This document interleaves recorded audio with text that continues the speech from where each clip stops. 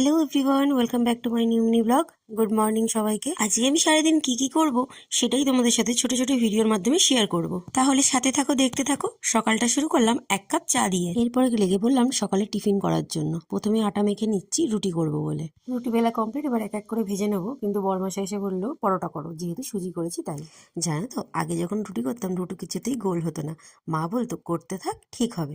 তা সত্যি সত্যি এখন করতে করতে দেখি নিজের থেকেই গোল হয়ে যায়। এদিকে আমাদের জন্য পরোটা রেডি। এরপরে করছি বাবাইয়ের জন্য রুটি। এই যে রুটি করা হয়ে গেছে, বাবাইয়ের জন্য একটু রুটি ভিজিয়ে নিলাম ওকে খাওয়াবো বলে। বাবাই যেহেতু এখনো ঘুমাচ্ছে তাই নিজের কাজগুলো আগে সেরে নিলাম।